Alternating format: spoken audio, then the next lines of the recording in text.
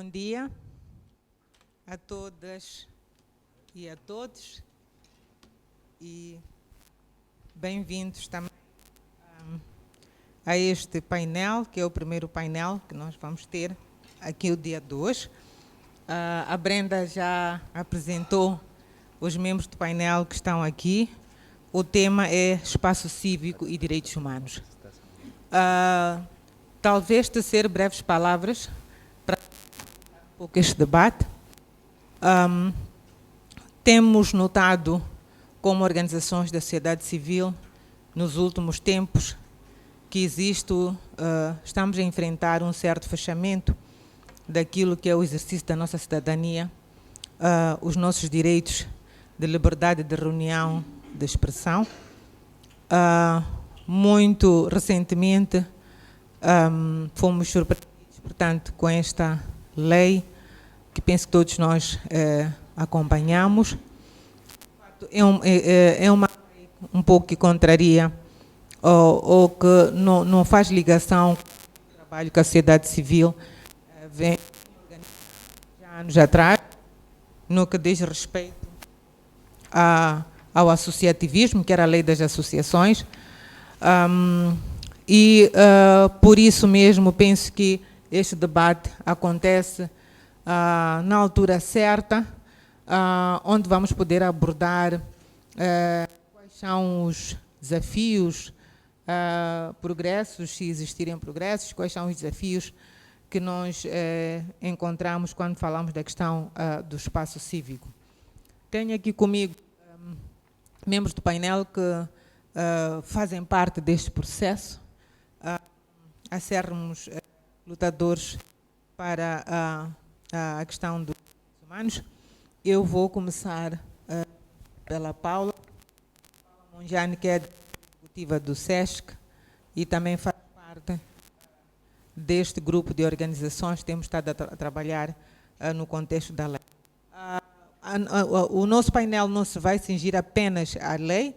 Eu trago isto por ser um dos últimos aspectos que nós temos, tem sido um dos pontos dominantes nos últimos tempos, mas vamos olhar para o espaço cívico no seu todo. Paula, acho que tem uma apresentação por fazer, 10 minutos para fazer a apresentação, pode ser? Neste slide eu trago aquilo que são algumas definições e, sem entrar no detalhe, quero enfatizar, por exemplo, que a Cívicos fala de que o espaço cívico toca aspectos como organizar, participar e comunicar livremente. Portanto, os atores cívicos terem o direito de organizar, participar e comunicar livremente. O Alto Comissariado das Nações Unidas para os Direitos Humanos traz uma perspectiva e tenta clarificar ou enfatizar que os atores civis desempenham um importante papel na vida política, económica e social das nações. E, finalmente, eu queria, adotei e acho que reflete melhor o que queremos falar, portanto, a definição da Transparency Accountability Initiative, portanto, a iniciativa Transparência e Accountability, que diz que portanto, o espaço cívico é um conjunto de condições legais, políticas e práticas que determinam em que medida os membros da sociedade, tanto como indivíduos, como grupos, de forma informal e formal, podem exercer livre e eficaz aquilo que são os seus direitos civis.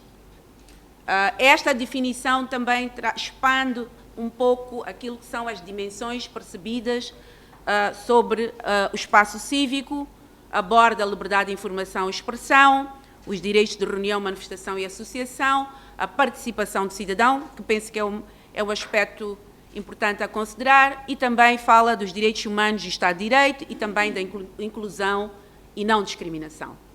E que são, portanto, dimensões que se reforçam e se influenciam. Trago aqui apenas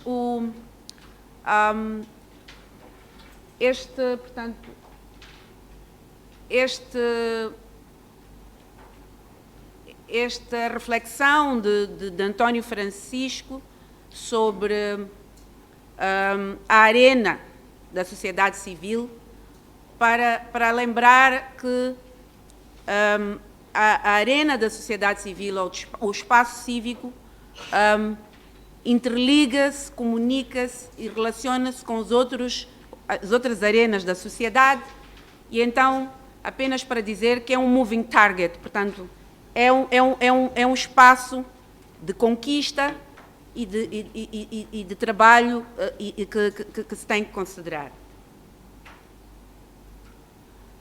Aqui neste slide muito cheio, quero simplesmente dizer que existem muitos instrumentos internacionais, regionais e também nacionais que protegem o espaço cívico. Não vou mencionar, mas vou lembrar que desde 1948, depois da Segunda Guerra Mundial e com a Constituição das Nações Unidas, que vários instrumentos foram criados. Moçambique é signatário da maior parte destes, e temos uma Constituição da República e leis que protegem o espaço cívico nas várias dimensões que mencionei antes. Vou agora entrar um pouco para refletir, através das dimensões sugeridas pela Transparency Accountability International, como é que acontecem aquilo que chamamos o fechamento do espaço cívico em Moçambique. Portanto, começo pela dizer que a liberdade da informação e expressão são ameaçadas. Temos acompanhado na imprensa detenções arbitrárias de jornalistas, particularmente em contexto de Cabo Delgado, na luta contra o terrorismo. Temos acompanhado novas legislações que tentam também restringir aquilo que é a liberdade de expressão e também de internet. Eu não vou me avançar, porque penso que o Cunha Nalo vai expandir sobre isto. Vou falar também da participação como uma dimensão importante e pergunto se estamos entre a consulta e terapia. Portanto, todas as eleições desde 1999 têm sido extremamente contestadas e têm-se percebido como não justas e livres, ou como não livres nem justas. Também trago aqui uma escadinha que também é de Einstein, mas nas discussões dos vários estudos feitos em Moçambique, há pelo menos mais de 10 anos, discutíamos que estávamos provavelmente num contexto de tokenismo, portanto simbólico. Portanto, temos alguns espaços criados, temos temos alguma legislação que permite, portanto, que o cidadão participe nos espaços de tomada de decisão, mas que os desafios eram grandes. E neste contexto também, e ao andar do tempo, vemos que há derrapes até para situações que podemos considerar terapia, portanto, em termos de participação. Também trago aqui algumas notas eu não consigo ver ali, mas foi tirado de um dos livros do IES, que fala dos desafios. Portanto, enquanto Cascada diz o quão participamos, o quão o cidadão pode participar, as notas tiradas ou as reflexões mostram de um livro tirado do IES, mostram o quanto o cidadão consegue, de facto, influenciar aquilo que são as políticas.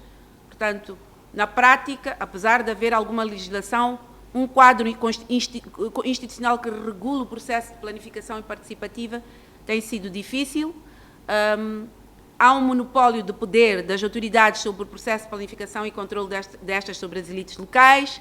há uma manipulação de prioridades e preferências de cidadãos em benefício dos desejos das elites políticas locais, há a exclusão também de certos políticos e sociais, portanto, grupos políticos e sociais no processo, por exemplo, de planificação. Portanto, o que mostra que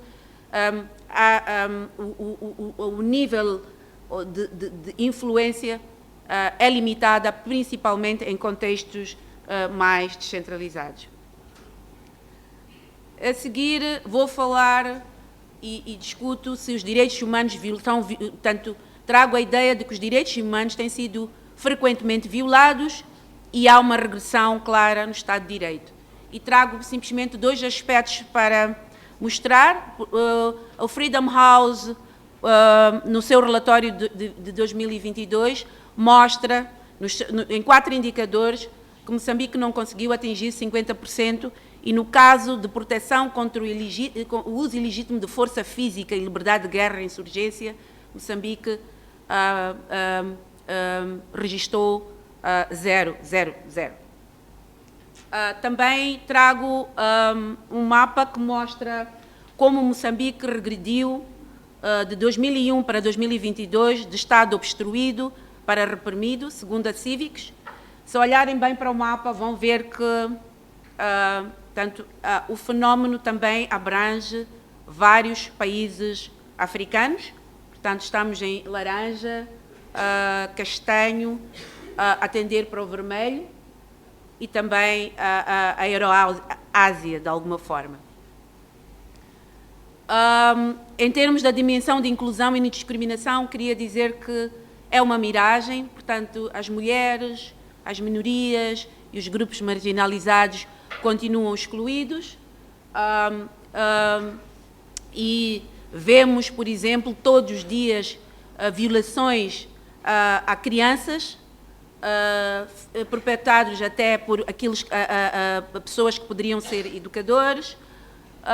No que diz respeito a liberdades de manifestação e associação, elas estão cada vez mais restringidas e, como disse no princípio, desde ações de restrição de manifestações e outras formas de liberdades, até a situação atual, que há uma tentativa de introduzir leis que restringem aquilo que é, portanto, a liberdade de associação. Um exemplo concreto é a proposta de lei depositada no Parlamento para organizações que deve regular as organizações sem fins lucrativos.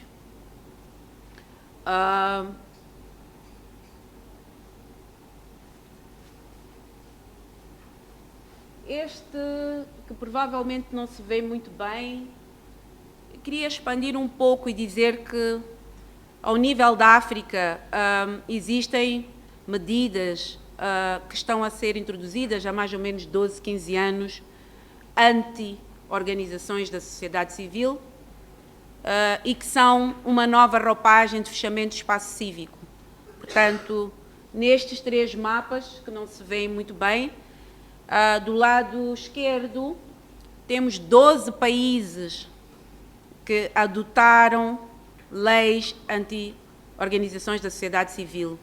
Tem-se dito que o progenitor é Etiópia, onde o registro, o controle do financiamento e todo o controle de como as organizações da sociedade civil e os atores civis, de um modo geral, que são uma diversidade deles, têm sido controlados. Temos 6 países em situação pendente, e nestes 6 países, Moçambique faz parte, portanto tem uma lei depositada, está pendente, está em discussão, e temos outros 6 países que se chamam adoção falhada, ou seja,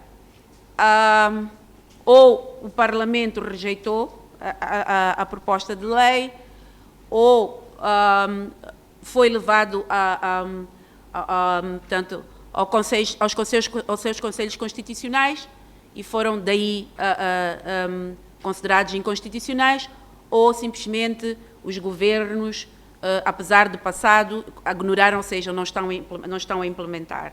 Portanto, como podem ver, portanto, as medidas anti-organizações da sociedade civil, ou seja, as medidas anti-atores civis, têm ganhado uma nova roupagem com leis, com legislação, que, tendo antes começado em forma de violação de leis que tinham sido aprovadas e assim refletindo uma regressão naquilo que é o progresso democrático em muitas destas nações. Em Moçambique não é diferente, portanto, saímos de práticas restritivas a políticas restritivas e queria trazer aqui algumas causas e algumas roupagens. Em termos de causas, penso que o regresso do Partido Único e autoritarismo que caracterizou Moçambique desde 2004 é uma das causas principais.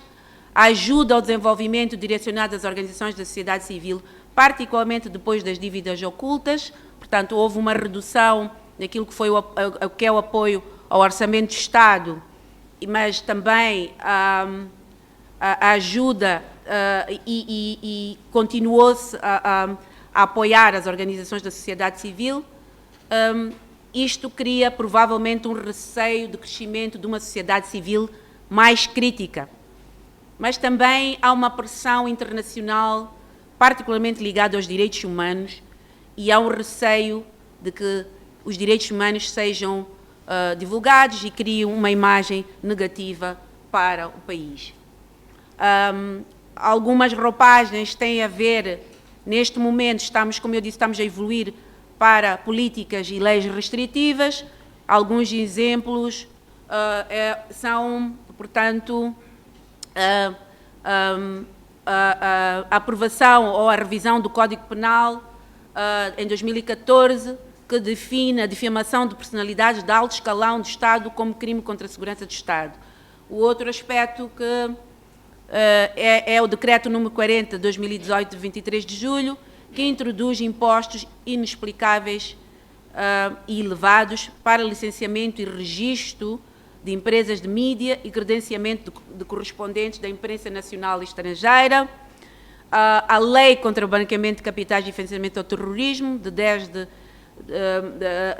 recentemente aprovada, que tem um capítulo específico sobre organizações da sociedade civil e, de alguma forma, questionáveis, e também tem finalmente, a proposta de lei das organizações da sociedade civil, que a gente fala da atual, mas a de 2017 também era já problemática. Financiamento ao terrorismo, o falso motivo. Falo de como é que estas legislações têm sido passadas, como a principal justificação tem sido o financiamento ao terrorismo, e eu digo que é um falso motivo. Portanto, existe, neste momento, legislação específica sobre branqueamento de capitais e financiamento ao terrorismo, e o artigo 59 é especificamente dedicado às organizações da sociedade civil. Não vou entrar em detalhe sobre isto, mas quero dizer que, mesmo com os receios que nós já tínhamos sobre este artigo, existe. Portanto, há uma lei que regula, que define, que legisla como é que o branqueamento de capitais e financiamento do terrorismo deve ser tratado. Então, a pergunta que não quer calar é porque é que ela é também introduzida numa lei para reger aquilo que é as liberdades civis. Ainda em relação ao financiamento ao terrorismo, o FAFT-GAFI, que é uma instituição que tem coordenado as ações de luta contra o terrorismo, trata as organizações sem fins lucrativos, onde as associações e as organizações sociais também fazem parte, numa tal recomendação 8 das 40 que eles têm, e recomenda identificar qual subconjunto de organizações é que atende à sua definição, exige que os países conduzam uma avaliação de risco, recomenda realizar a divulgação e envolvimento das organizações para entender o risco e desenvolver as melhores práticas para a mitigação de risco. Portanto, propõe uma estratégia e uma perspectiva de colaboração, de trabalho, para que as próprias organizações não sejam sujeitas àquilo que é, portanto, o potencial abuso em relação ao financiamento ao terrorismo. Também recomenda realizar supervisão, portanto, baseada, ou seja, na medida do risco. Ou seja, não implementar ações muito drásticas, dependendo da medida do risco. O FAFT-GAFI ainda faz uma extensa nota interpretativa para a recomendação 8 e claramente faz referência à necessidade dos países respeitarem o direito internacional dos direitos humanos e, no caso de Moçambique, nós somos consignatários desses princípios e instrumentos. Também faz indicação de que as medidas não devem interromper ou desencorajar atividades beneficentes legítimas e também observa que as ações tomadas contra organizações sem fins lucrativos suspeitas de envolvimento em financiamento ao terrorismo devem minimizar o impacto negativo sobre os beneficiários inocentes e legítimos dos serviços de organizações sem fins lucrativos. Portanto, qualquer medida a ser tomada de luta contra o financiamento ao terrorismo tem que ter em conta que os atores sociais, os atores civis, são atores importantes no desenvolvimento e que eles não podem ser, o espaço, as condições em que eles trabalham não podem ser restringidas. Eu vou muito brevemente, pediram para falar muito brevemente, apesar de nós já termos feito várias apresentações sobre isto, mas vou falar neste slide único, quais são os desafios da proposta de lei das organizações da sociedade civil, e eu pergunto se não é, então, se as fundamentações são questionáveis, então não será a proposta um cerceamento, uma intenção de cerceamento seletivo? Portanto, do lado esquerdo, eu digo que o processo foi de forma, nós chamamos de forma secreta, porque não foram consultados os principais interessados, portanto, cidadãos moçambicanos, acima de tudo, acima de organizações, os cidadãos moçambicanos não foram consultados, traz uma denominação sem dignidade constitucional, portanto, não está previsto, organizações sem fins lucrativos não está previsto nem na Constituição da República, nem no Código Civil. A fundamentação, que é mais preocupante, é desclassificadora das associações e organizações sociais e trata-as como terroristas.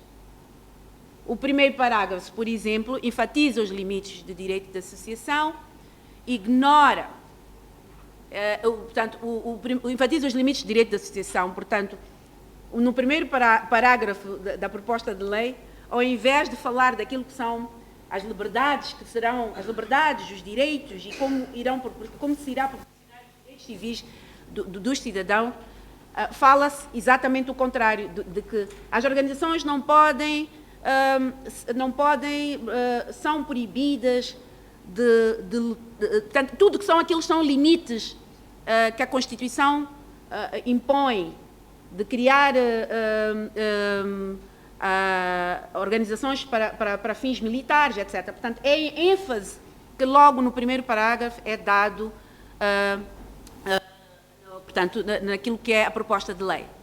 Ignora processos anteriores, apesar de mencionar sem clareza, portanto, houve todo um processo das organizações de rever uma lei das associações que funciona, é aceitável, mas precisava de melhorar, mas este processo é ignorado, mistura a lei com decretos, isso é um detalhe, mas é claro nas intenções.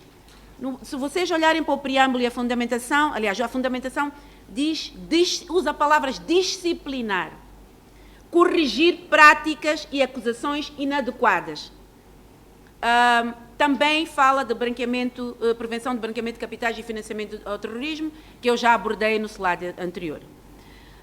Portanto, em termos de liberdade de criação e processo de constituição, continua complexo, oneroso e discricionário. Portanto, dá um poder excessivo ao governo de fechar, de não deixar trabalhar, decidir que a organização tem que ir para fazer alguma coisa quero só enfatizar que o único ganho que houve foi a retirada do registro criminal. Em termos de liberdade de atuação e autonomia, portanto, nós dizemos que houve uma administrativização das associações. Impõem regras mais intrusas que a própria lei de branqueamento de capitais, impõem exigências de informação onerosas e injustificadas, o governo aprova, monitora e avalia e impõe uma responsabilidade civil excessiva aos funcionários e membros das organizações. Finalmente, há uma extinção oficiosa. Portanto, hoje, para além dos membros, se esta lei for aprovada, quem retira, portanto, quem pode dissolver as organizações, se a lei a ser aprovada, é neste momento o governo e já não é o judiciário. Portanto, de um modo geral e sumariamente, dizemos que há um poder excessivo e discricionário aos funcionários do governo de reconhecer, controlar o funcionamento e extinguir as associações e, na nossa opinião, esta proposta de lei viola a Constituição da República e as obrigações de Moçambique ao abrigo dos instrumentos internacionais e regionais de direitos humanos. Apenas como último slide, algumas ideias para a frente. Eu penso que está na hora de nós nos juntarmos como atores civis de forma forte para reagir a este fenómeno, sob o risco de apenas resistirem aquelas organizações que são alinhadas, que fazem, que correspondem concretamente àquilo ao que o governo do dia irá exigir. Também temos que ter uma melhor capacidade de mobilização de especialistas. Temos feito isso, mas penso que temos que melhorar nisso e, principalmente, aliados que nos possam ajudar a contra-argumentar este fenómeno.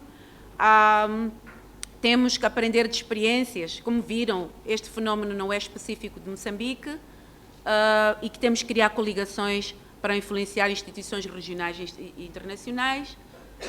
Mas também há um aspecto de legitimidade que temos que continuar a fazer um esforço, incluindo, por exemplo, ações autorregulatórias, e também devemos utilizar o judiciário, portanto, litigação estratégica como um possível recurso a esta lei a ser passada.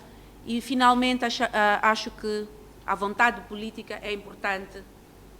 Se houver a vontade política genuína de trabalhar e de ajudar e de apoiar as organizações e de reconhecer o papel das organizações da sociedade civil, isto penso que poderemos influenciar para que este espaço não continue a ser amolgado. E muito obrigado.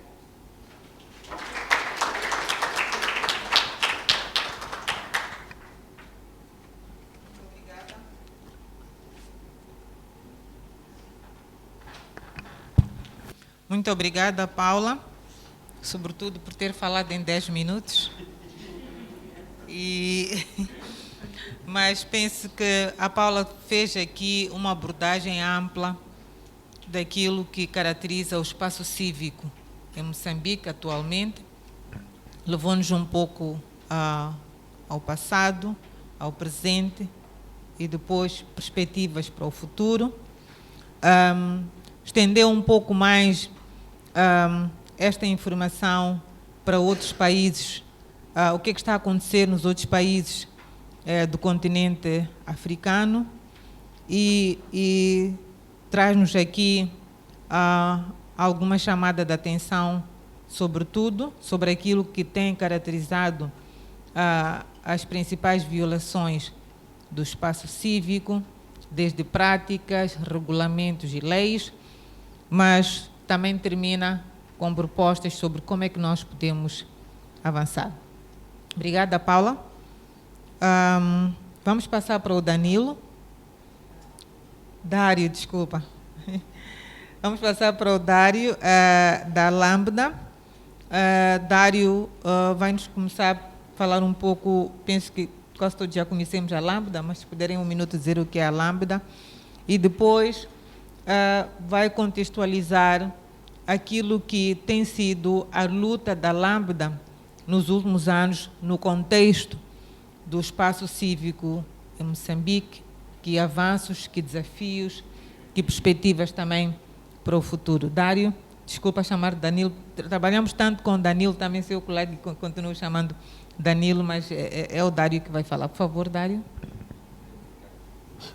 Muito obrigado, Benilde. Bom dia a todos e a todas.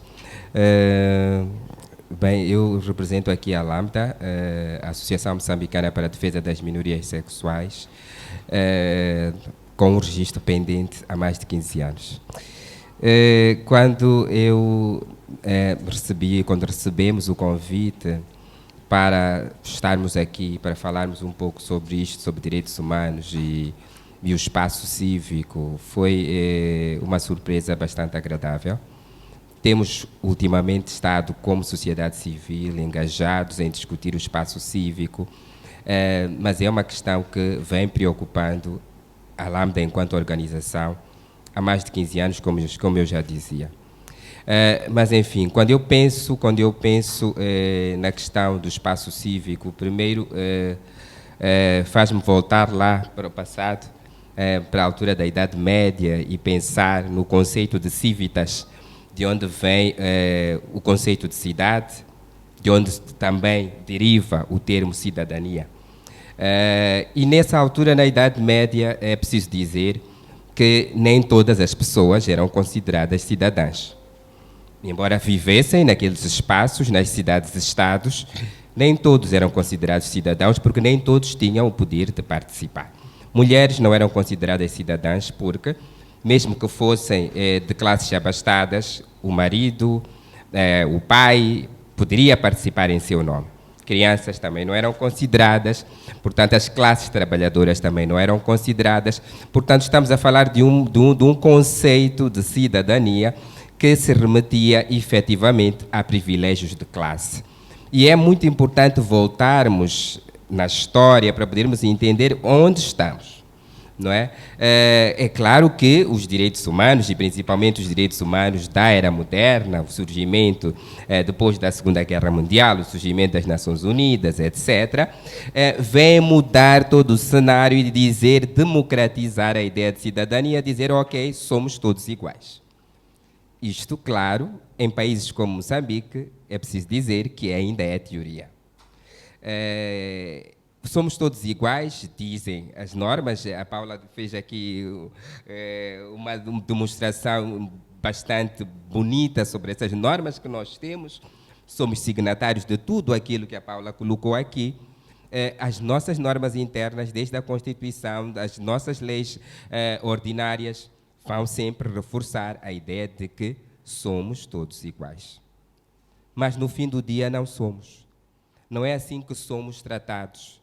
Quando eu penso nesta ideia de participação, vou buscar um termo que os brasileiros têm, que eu gosto muito, que é lugar de fala, que remete-nos à representatividade de quem fala em nome de quem.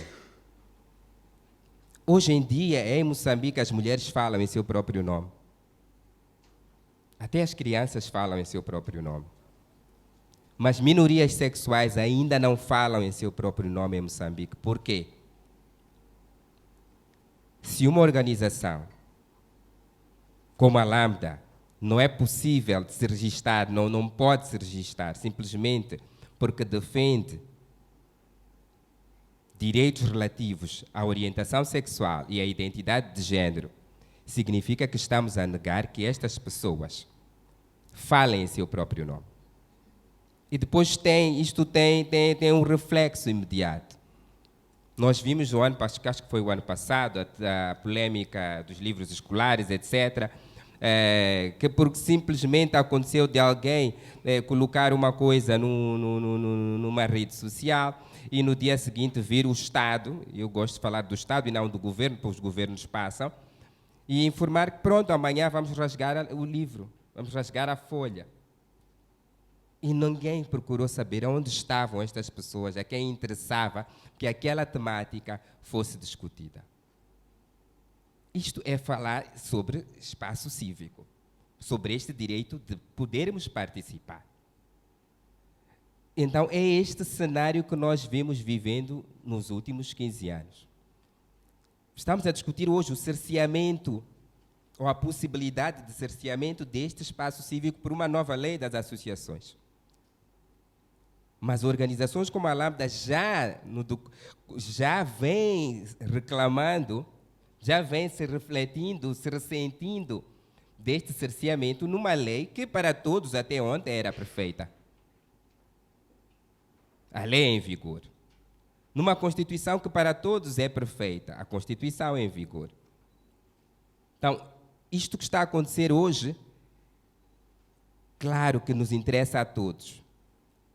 Claro que nos interessa a todos mudarmos o status quo, mudarmos como o Estado olha para os cidadãos, porque realmente interessa-nos a todos participar.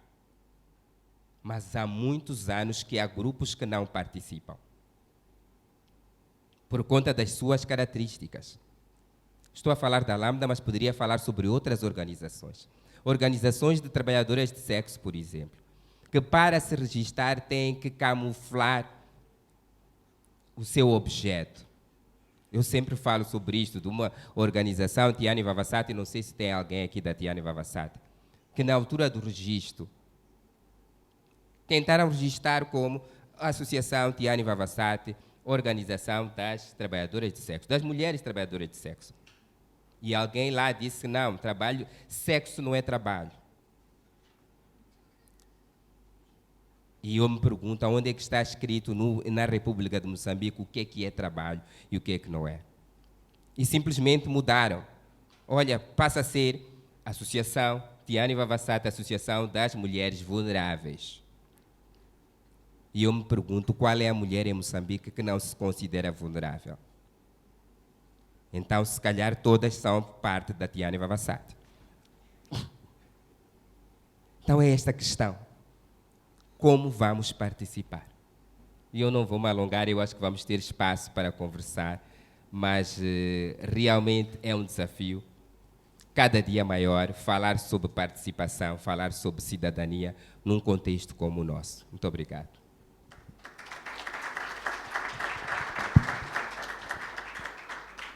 Obrigada, Dário, sobretudo por nos chamar a atenção e alertar-nos que, afinal, esta luta é antiga, não é de hoje.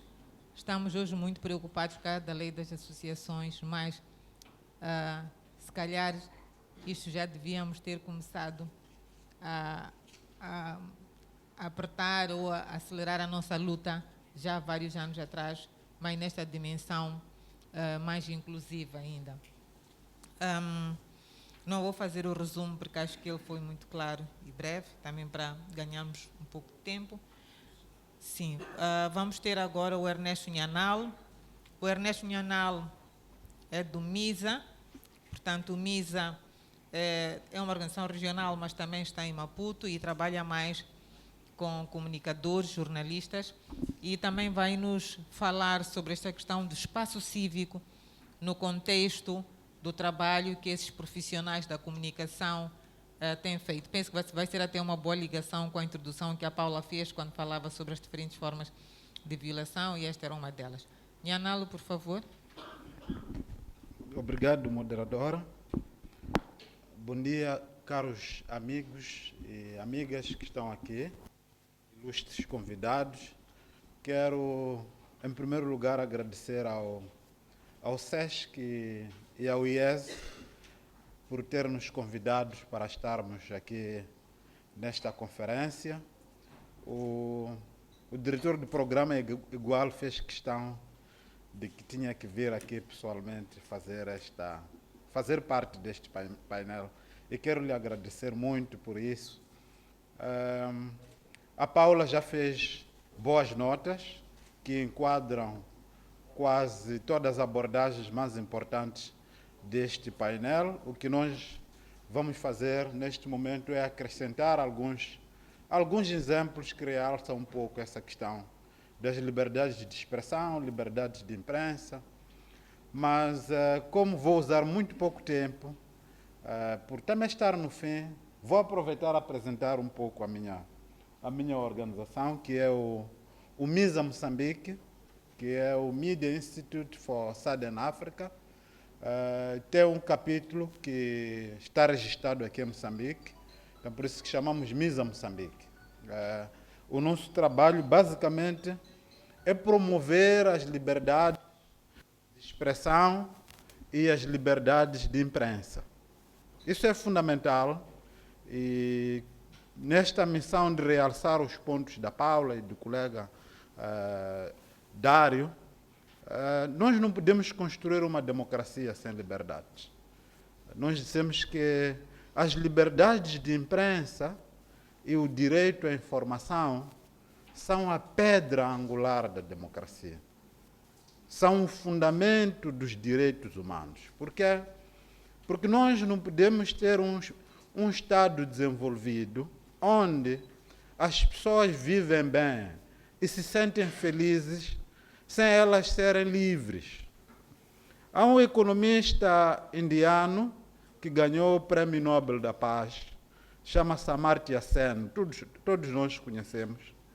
Ele escreveu um livro interessante e que ele fundamenta que as liberdades devem ser o motor do desenvolvimento e das democracias das sociedades. Ele dá alguns exemplos e mostra-nos, por exemplo, como é que alguns países que usufruem de boas condições materiais, mas não podemos considerar esses países desenvolvidos, porque as pessoas não se sentem livres de estar e fazerem aquelas coisas que gostariam de fazer.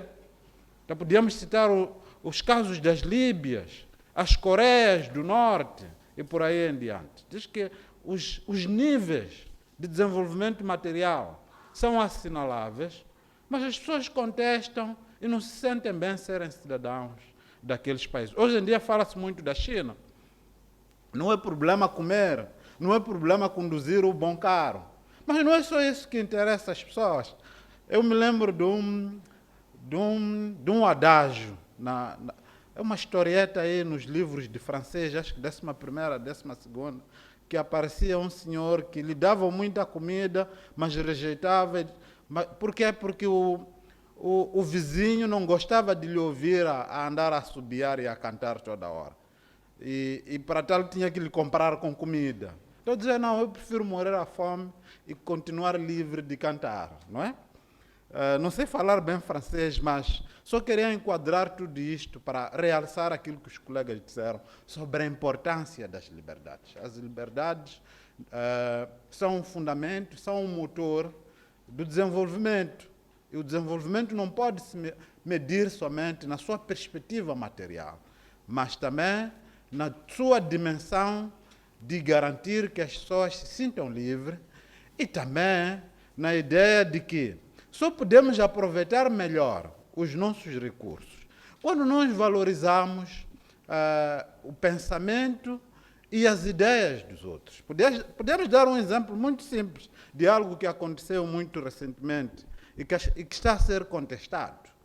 O Estado moçambicano tem um bom dinheiro para investir em salários. Isso não se coloca em dúvidas.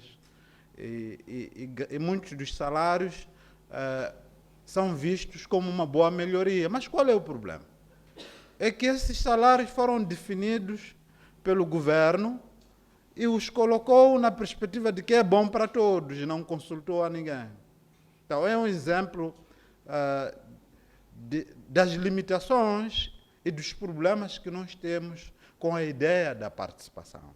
Então, de que há aqueles que sabem tudo e que podem fazer tudo pelos outros, e os outros não precisam participar. Então, esta ideia das liberdades, para além do fundamento de que podemos monitorar aquilo que aqueles que estão no poder, em nosso nome, estão a fazer, porque estão a gerir nossas coisas, também nos permite dizer que não, vocês não sabem tudo, vocês não veem tudo.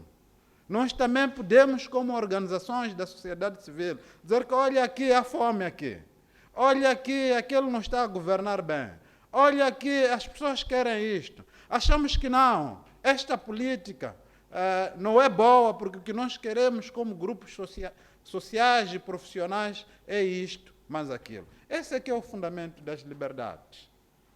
Então, uma sociedade que coarta e limita as liberdades, mesmo que ela tenha muito dinheiro, não pode alcançar os altos padrões de desenvolvimento que são definidos pela Sociedade das Nações, as Nações Unidas. Então, pronto, como disse, queria circular um pouco nisto, os meus colegas já tocaram essas questões.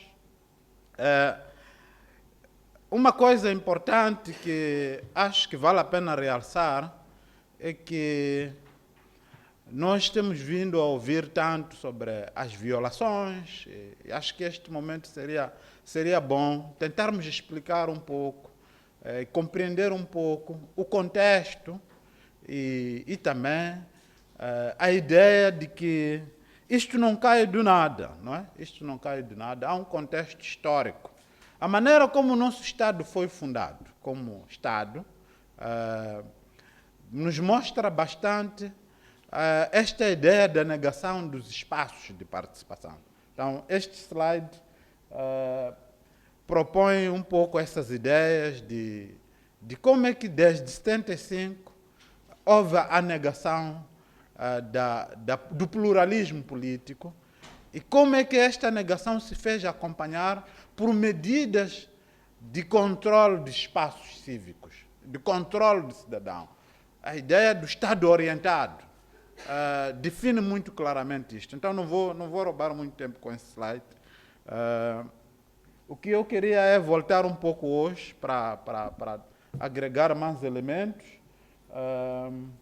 Aqui apresentamos um pouco e atualizamos anualmente a tendência de como é que Moçambique é olhado a nível dos índices globais sobre as liberdades de expressão e as liberdades de imprensa. Nós trabalhamos com dois principais.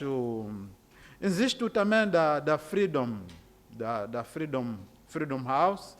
Não temos o aplicado tanto, mas temos usado este o índice de democracia do Economist e também o índice dos Repórteres Sem Fronteiras, que é o mais ligado ao nosso setor específico dos mídias. Então, se forem anotar, desde 2012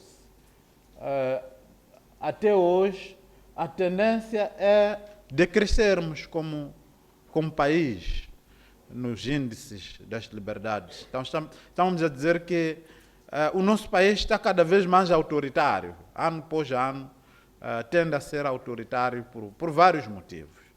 No que diz respeito às liberdades de imprensa, nós saímos de uma posição 88 em quase 140 países avaliados. Hoje, este ano, no índice dos Repórteres Sem Fronteiras, estamos na posição 118, algo assim.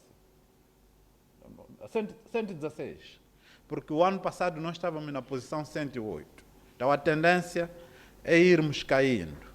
Vários episódios que todos nós temos acompanhado, sobretudo a situação em Cabo Delgado, acompanhamos vários eventos que nós reportamos em Cabo Delgado que constituíram violações contra jornalistas, estações de rádios encerradas, e por aí em diante.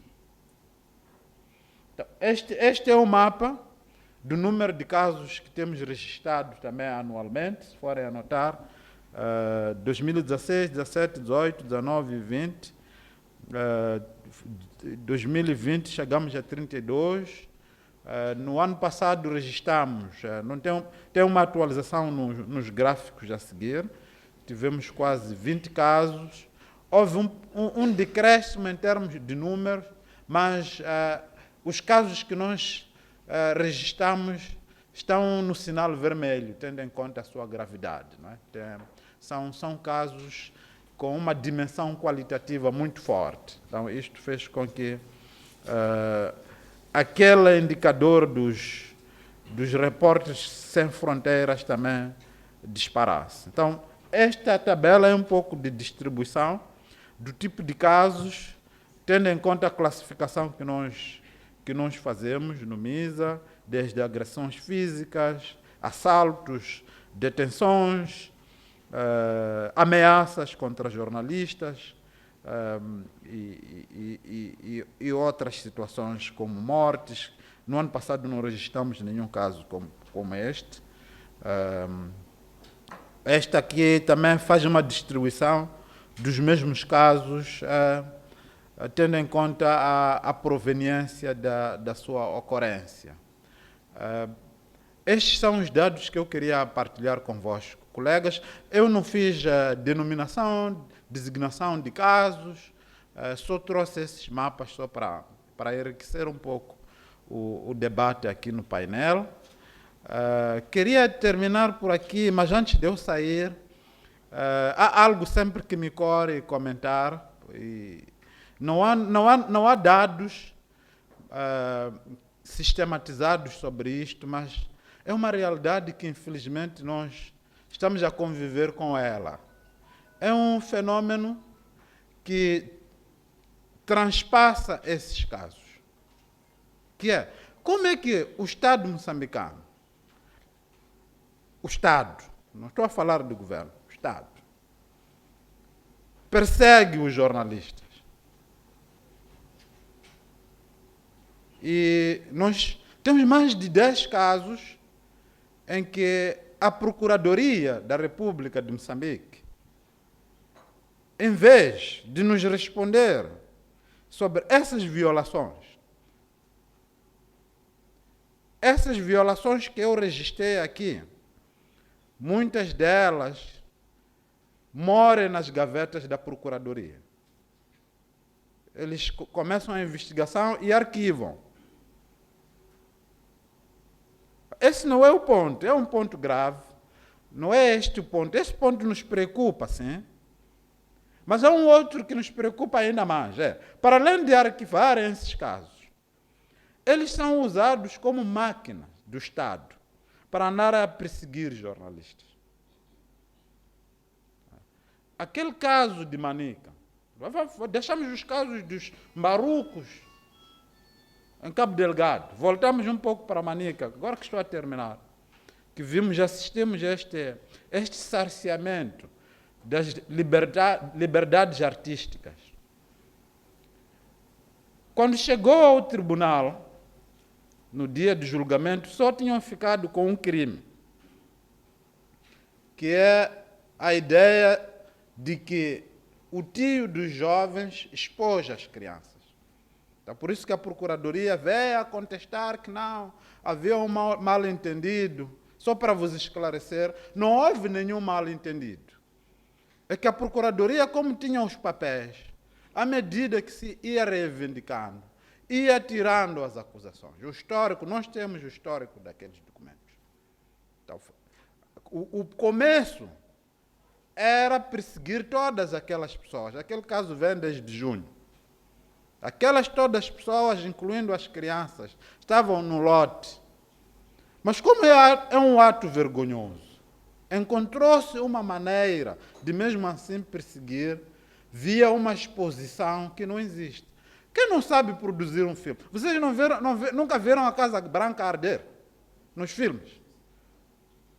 Como é que o pezinho daquela criança pode chegar à embreagem? É possível isso? Para dizer que não, é que colocaram as crianças a conduzir. É possível um pezinho embrear um carro? Tão simples percebermos aquilo que é uma produção. É uma produção que foi feita para... Mas está aí a nossa Procuradoria-Geral da República, desdobrada nas províncias, a fazer o seu trabalho.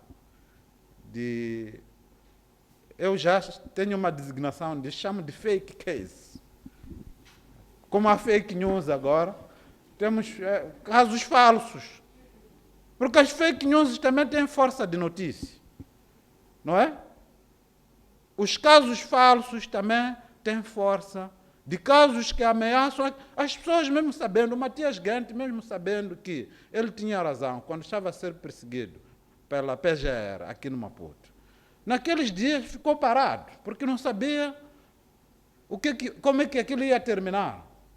Então, Os fake cases têm esta força de paralisar as pessoas e colocar as pessoas sobre alerta de ameaça para que não continuem o seu trabalho de monitorar e participar e contribuir para o desenvolvimento. Opinar também é contribuir para o desenvolvimento. São essas notas que eu queria deixar. E, moderadora, muito obrigado. E desculpe se eu tiver exagerado.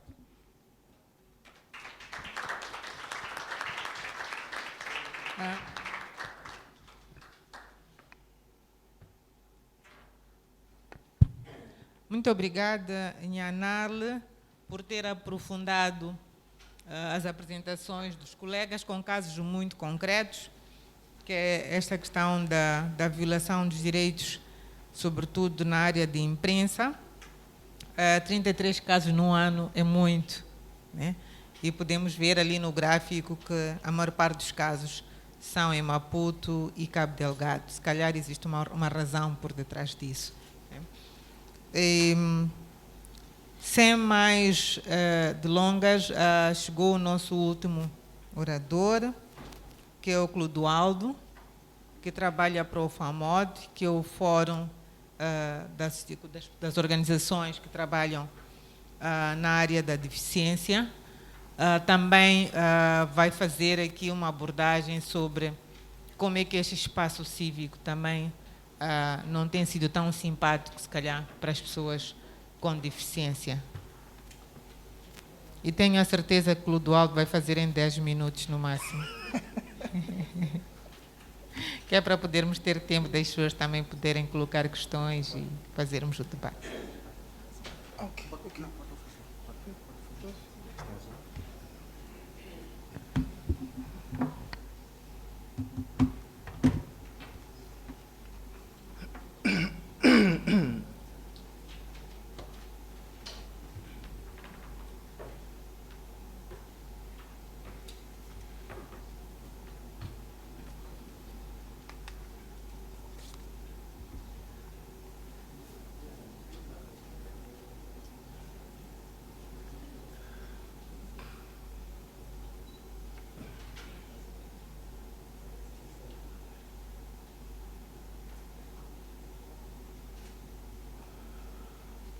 Ok, bom dia a todos. Antes de mais, peço desculpas ao painel, aos participantes pelo atraso.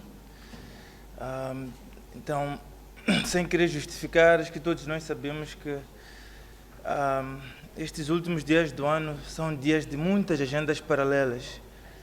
Então, eu sou uma vítima também dessa multiplicidade de agendas.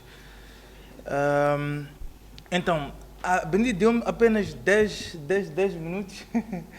Então, eu não sou muito bom a seguir PowerPoint. Na verdade, eu sou contra PowerPoint.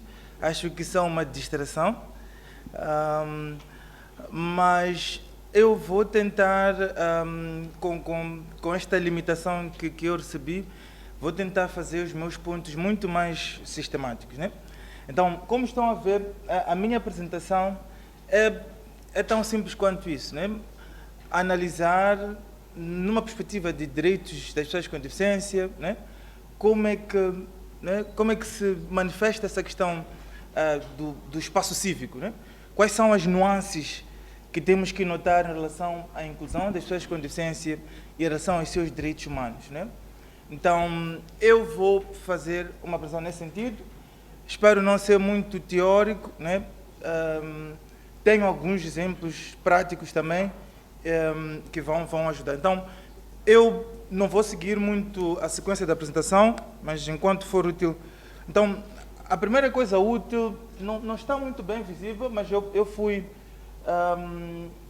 buscar achei este diagrama interessante, né, para perceber as diversas componentes do espaço cívico e ajudou-me também a perceber o que é que eu tenho que analisar de fato, né, perante a tarefa que o meu amigo Domingos me deu, né. Então, este diagrama, desculpa-me, está em inglês, então mostra-nos as diversas faces, né, do espaço cívico, né, as componentes, as políticas, as leis, as instituições, as práticas, né? As diversas áreas onde se manifesta, nas liberdades cívicas, nos mídias, na participação dos cidadãos e na própria capacitação ou na criação do ambiente propício para as organizações da sociedade civil. Então, a minha apresentação, o que eu vou fazer é tentar vos explicar como é que, para as pessoas com deficiência, essas componentes diferentes têm interagido para facilitar ou dificultar a sua participação no espaço cívico. Então, é mais ou menos isso que eu vou fazer. Então, só para terem uma ideia, a questão da participação das pessoas com deficiência no espaço cívico não é uma preocupação de hoje. Então, a Convenção sobre as Pessoas com Deficiência, que o nosso Estado ratificou em 2012, já trazia um pouco essa preocupação, né? Por quê? Porque esta questão de termos pessoas com deficiência a participarem de espaços cívicos, a participarem da vida política do país, a advogarem pelos seus direitos humanos, ainda é novidade em vários lugares, né? Ainda é novidade. Durante muito tempo, as pessoas com deficiência foram vistas como pessoas que simplesmente têm que estar à espera da assistência das pessoas, né? Têm que estar à espera da boa vontade das pessoas ou de intervenções médicas para minimizarem as suas limitações, né? Então, a ideia de que as pessoas com deficiência podem reclamar direitos humanos é recente, né? E esta percepção da deficiência ou daquilo que é a percepção das pessoas com deficiência, na verdade, acaba se transpondo até para a legislação, né? Então, nós acabamos vendo a própria legislação a trazer algumas limitações para o exercício de direitos para as pessoas com deficiência, né? Que também tem um impacto na sua capacidade de usar o espaço cívico, né? E o nosso país não é exceção. Então, o nosso país também está ancorado num conjunto de políticas, leis, práticas que não favorecem muito ao reconhecimento das pessoas com deficiência como cidadãos que têm os mesmos direitos de explorar, né, e servir-se do espaço cívico, né? E, infelizmente, as próprias demandas da sociedade civil não integram esta voz das pessoas com deficiência, né? Ou estas barreiras que imperam principalmente sobre as pessoas com deficiência. Então, a Convenção sobre as Pessoas com Deficiência veio trazer, né, esta ideia de que, olha, vamos lá abrir espaço para a participação das pessoas com deficiência também, né? A Convenção, não tenho muito tempo para falar da Convenção, mas a ideia central da Convenção é exatamente essa, que, olha, as limitações que as pessoas têm, né, por terem limitações físicas, limitações psicológicas, limitações mentais, não devem impedir o gozo dos direitos que outras pessoas têm, né? Então, a lógica da Convenção é mais ou menos essa. Então, é por isso que a Convenção traz um artigo, o artigo 29, sobre participação na vida política e pública. Então, isto foi um susto para muitos países, não? O que é que as pessoas com deficiência têm a ver com isso, né? Com a participação na vida política e pública?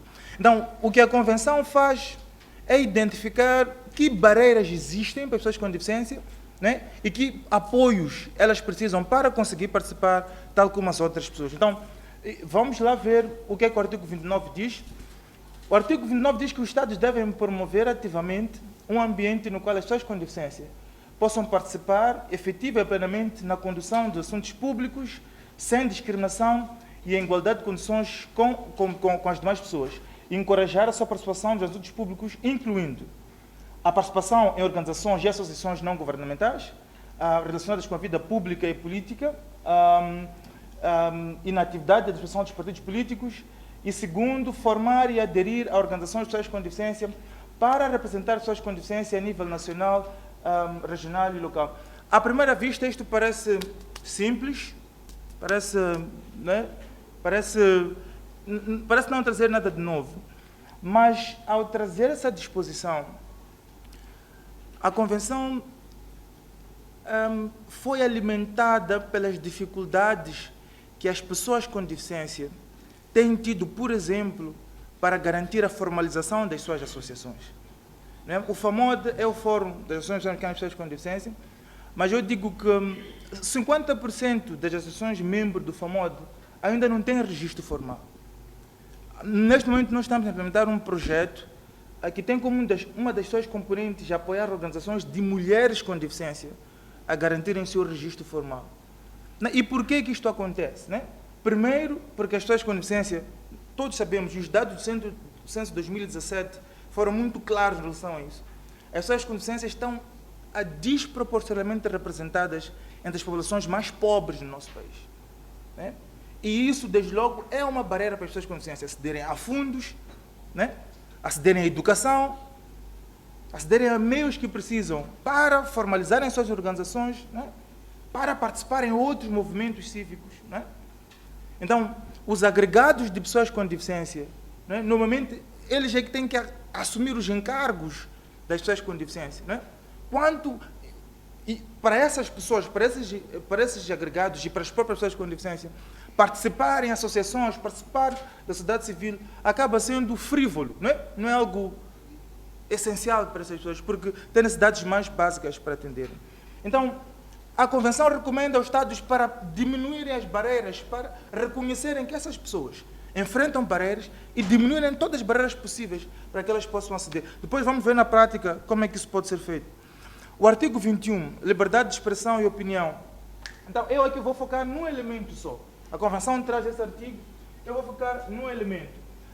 Esse artigo diz que as pessoas com deficiência devem ter o direito de aceder à informação, que as outras pessoas acedem, na administração pública, nos mídias, sem que isso implique um custo adicional para as pessoas com deficiência. Então, aqui entramos na parte onde começa a complicar. Para uma pessoa surda, por exemplo, para uma pessoa surda poder fazer um pedido de informação numa instituição pública, vai precisar de um intérprete de língua de sinais. E o acesso à informação é fundamental para as pessoas poderem usar o espaço cívico. Então, a pessoa com deficiência vai precisar de um intérprete. E neste momento em que falamos, embora a lei sobre o direito à informação sugira que as instituições públicas devem prestar apoio para as pessoas com deficiência, a lei não dá garantias. Não há nenhuma garantia de que a pessoa com deficiência vai ter acesso aos serviços das instituições públicas, vai ter acesso à informação, sem que isso implique um custo adicional. Sem que ela tenha que pagar o intérprete para ir ter, para chegar a essa instituição, sem que tenha que pagar uma instituição para transformar a informação que a instituição pública tem para formatos que sejam acessíveis. Então, os custos são um elemento também fundamental que deve ser visto quando se trata de pessoas com deficiência, porque as suas necessidades específicas implicam também algum custo. Então, também vamos ver na prática que soluções podem ser trazidas em relação a isso. Então,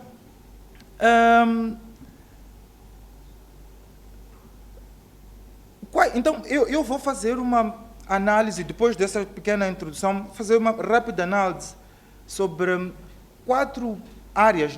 Nós vimos as áreas que compõem o espaço cívico. Então, eu vou rapidamente mostrar quais são as barreiras na prática que ainda afetam as pessoas com deficiência, e o que é que pode ser feito. Então, primeiro, em relação ao quadro legal. Então, como eu expliquei, no nosso quadro legal, infelizmente, as leis que facilitam o acesso ao espaço cívico, a lei de direito à informação, a própria lei das associações, não reconhecem as necessidades específicas que as pessoas com deficiência têm para poderem exercer esses direitos. Nós vimos que a lei de direito à informação não garante que a pessoa com deficiência pode, através de mecanismos apropriados para si própria, aceder à informação. A lei das associações, ela própria, não tem nenhuma facilidade para organizações de pessoas com deficiência. Em outros países, por exemplo, a partir do momento em que se prova que os membros são pessoas com deficiência e querem constituir uma organização de pessoas com deficiência, eles têm acesso a isenções, a reduções nos custos para registro de associações. Então, a nossa legislação, infelizmente, ainda não reconhece isso. Mesmo os dados mostrando que as pessoas com deficiência não têm os mesmos meios que as outras pessoas têm. Ainda no quadro legal, eu vou rapidamente mostrar como a tendência de não reconhecer estas necessidades específicas das pessoas com deficiência parece estar a continuar. Nós estamos no processo de elaboração da proposta de lei sobre os direitos das pessoas com deficiência, um processo que vem desde 2014 e, finalmente, em outubro, a proposta chegou à Assembleia da República.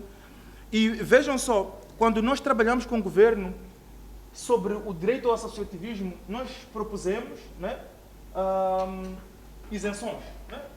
Isenções no processo de reconhecimento, registro e funcionamento das organizações, né? Reconhecendo essas capacidades limitadas das organizações das consciências. Então, o que é que o governo fez? O governo removeu essa proposta, né? E em relação ao direito ao associativismo, ficamos só com estas linhas aqui. O Estado promove a constituição de associações de e para pessoas com deficiência. E só. Então, estas linhas, infelizmente, não vão mudar nada naquilo que são as dificuldades que as pessoas com deficiência estão a enfrentar para constituir as suas associações. Então, o governo continua a não reconhecer as dificuldades que as pessoas com deficiência têm para organizar-se. Ainda nessa proposta de lei sobre as acessibilidade das comunicações, nós vimos que o acesso à informação é um elemento fundamental. Então, nós propusemos que as pessoas com deficiência tivessem acesso à informação pública sem custos, sem que isto implicasse custos adicionais para si próprios, né? Que os custos recaíssem sobre as instituições públicas. Essa proposta também foi removida. Então, a tendência de não reconhecer as barreiras específicas que as pessoas com deficiência enfrentam continua. Então, em relação às instituições, o que eu posso dizer é que, infelizmente, ainda há uma fraca consciência e capacidade para atender a questões de acessibilidade e inclusão de pessoas com deficiência, né? Isto falo das instituições públicas, mas mesmo da sociedade civil. Por vezes, nós no FAMOD recebemos convites, né, de algumas organizações. Olha, estamos a pedir que vocês venham participar deste evento, vamos debater este assunto, mas olha, é importante que a pessoa que vem seja uma pessoa que fala, né? Porque nós não temos dinheiro para intérprete de língua de sinais, né? Então, é comum nós recebemos estes convites já. Exatamente. Então, há uma falta de consciência sobre a necessidade de criar espaços, né, em que a pessoa com deficiência possa participar, tal como as demais pessoas. Isto na sociedade civil, nas instituições públicas, né? Há algumas lideranças na sociedade civil, mesmo nas instituições públicas, que tendem a mudar esse paradigma e eu espero que isto melhore. Sobre acesso ao financiamento, eu sei que isto é uma barreira para todas as organizações da sociedade civil, mas para nós, como organizações de pessoas com deficiência, esta é uma barreira ainda maior. Porque o espaço da deficiência... Desculpa, Clodoaldo, vou lhe pedir para ser um pouco mais conciso. Um minuto? Sim. Um minuto Sim. e eu termino. Então, sobre o financiamento, eu dizia que, infelizmente, o espaço da deficiência é concorrido por organizações não governamentais, né? E também agora por muitas organizações da sociedade civil. Aí, as organizações de pessoas com deficiência, com a limitada capacidade que têm tido dificuldades de aceder a financiamentos, principalmente de programas internacionais. Os dados internacionais indicam que menos de 2% dos programas de desenvolvimento internacional são dedicados às pessoas com deficiência. Ok? Então, eu vou parar por aqui. O meu propósito era tentar mostrar que as organizações das pessoas com deficiência enfrentam barreiras específicas no acesso a esse espaço cívico, mas também que as barreiras que as outras organizações enfrentam, a implementação de legislação restritiva, como estamos a ver agora, tem um impacto ainda mais agravado sobre as organizações de pessoas com deficiência, né? Devido à sua fraca capacidade e às condições socioeconômicas que as pessoas com deficiência se encontram. Então, eu vou parar por aqui e peço desculpas se tiver me cedido.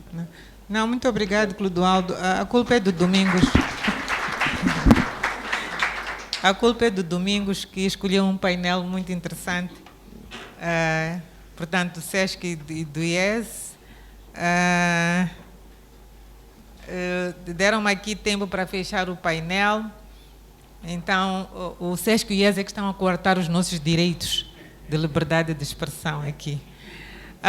Eu queria democraticamente decidirmos, porque recebi este bilhete, mas também já tinha recebido outro, com a proposta de se pegar o lanche e voltar, mas aproveitando a minha posição aqui de moderadora, eu ia propor ficarmos mais de uns 20 minutos e depois, é às 11, este é o teu bilhete, né? Termina às 10h40, na verdade, já tens 20 minutos. Ok, está bem.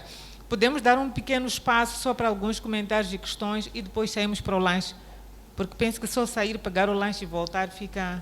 Pode ser? Podemos... Sim, temos aqui... tem alguém para ajudar no micro? Movimentação do micro. Enquanto isso, podemos ver... outras pessoas vão querer intervir e dizer também muito obrigado aos participantes que estão virtualmente. Se eles quiserem intervir, penso que temos ajuda ali dos colegas do IES para trazerem as questões ou abrir o micro para poderem participar.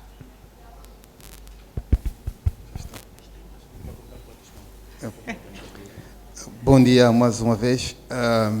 Estava muito estressado no início porque preparado para falar muito tempo, 5 minutos.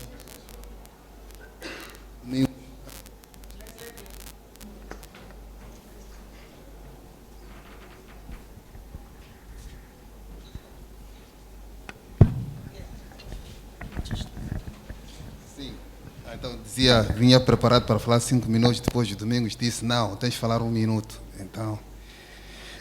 Então, olha, em primeiro lugar também queria agradecer aos painelistas, foram excelentes reflexões e também sem demorar, levar muito tempo, queria só fazer pequenas questões à Paula, se fosse possível elaborar um pouco sobre esta coisa de Estado obstruído, reprimido, só um pouco, só entender um pouco esta questão. E também, por uma questão, porque acho que os slides não estavam visíveis, se pudesse dizer um pouco os países em que a adoção destas leis restritivas foram, só os países que a adoção foi falhou. E depois também, quando... já não sei o nome, Dário falou, de facto eu estava antes a conversar com o Domingos e lembrei-me do famoso poema do Bertolt Brecht, que diz, é preciso agir. Este poema, acho que para aqueles que não conhecem, mas lembra-nos exatamente o que está a acontecer. Há 15 anos que a Lambda está à espera de legalização, mas não agimos, nós também que somos da sociedade civil, como a Lambda, hoje que estamos a ser levados todos no mesmo barco, podemos ser levados no mesmo barco que estamos a agir. Portanto, muito obrigado, Dário, por nos lembrar isto. Acho que ainda temos um pouco de espaço de manobra para agir, para nos salvarmos a todos, mas muito obrigado mesmo.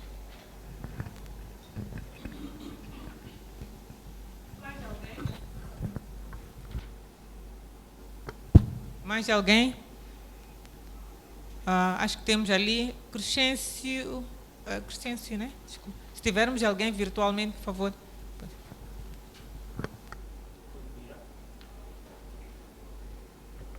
Bom dia a todos. Eu queria contribuir para esse debate, colocando Desculpa, algumas pode dizer questões. O nome e a organização? O nome e a organização, se não se importa.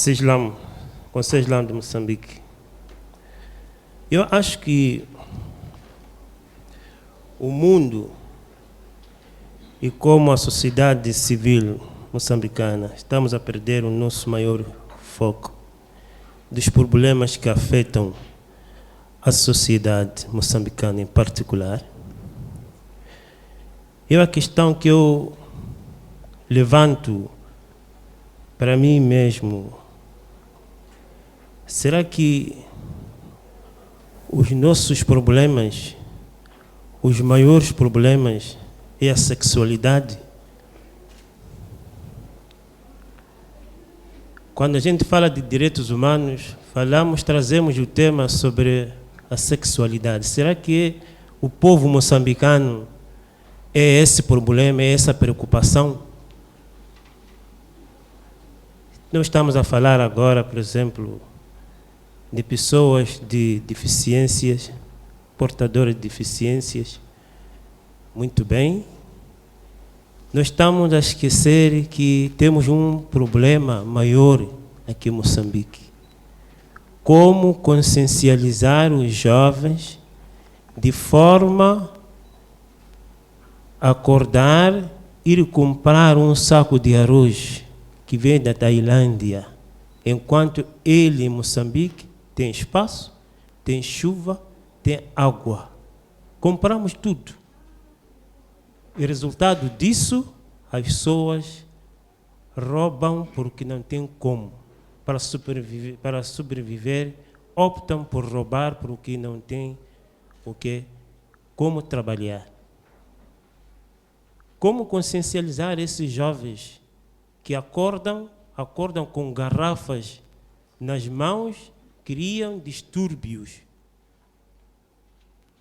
Será que a nossa preocupação única é a sexualidade em Moçambique? As doenças endêmicas, a pobreza urbana e rural que afeta a maioria dos moçambicanos. Não seria essa a nossa grande preocupação?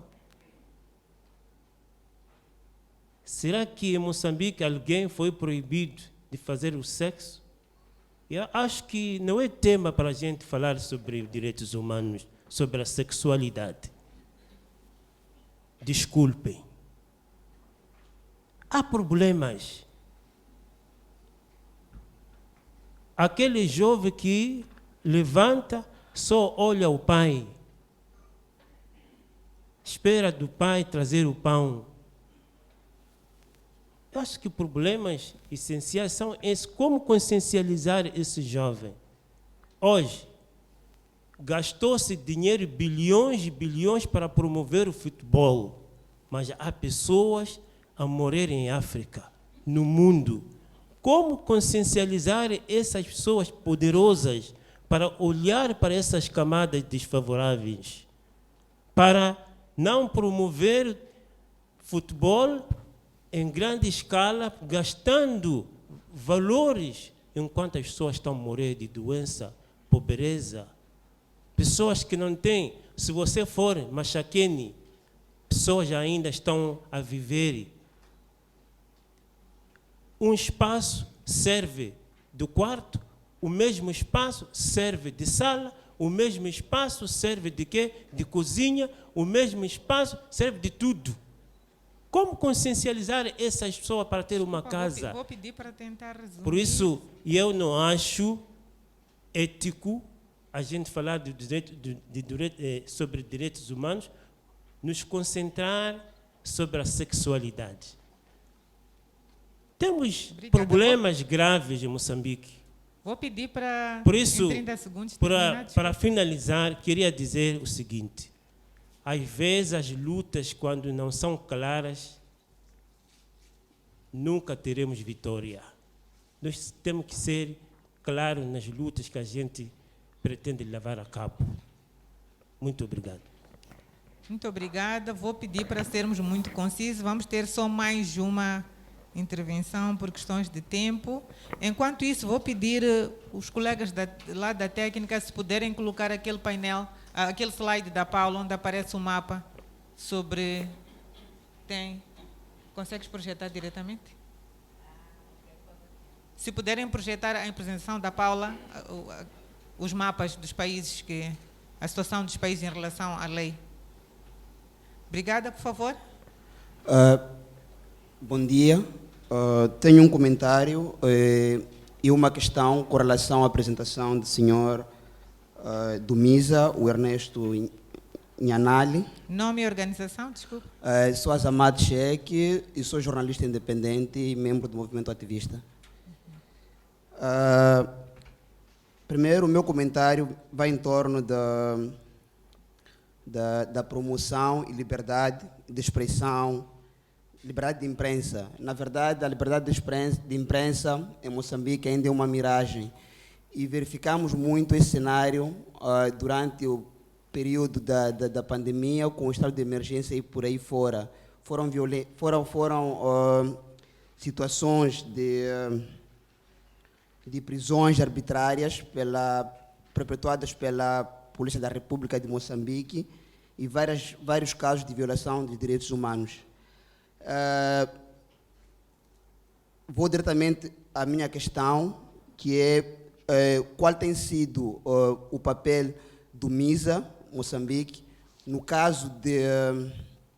casos em que temos uma clara violação desses direitos humanos, que muitas vezes são perpetuados aos jornalistas, e o que o MISA faz, além da nota de repúdio, e como é que tem acompanhado esses casos? Porque nota-se que, muitas vezes, a reação por parte do MISA e também das organizações da sociedade civil é depois de 8 horas, por exemplo, havendo espaço de manobra, nesse caso da polícia ou por instituições do Estado, conseguirem guardar ou arquivar esses casos. Obrigado. Obrigada. Bom, por questões de espaço, consegue falar em 30 segundos? Bom dia a todos e a todas.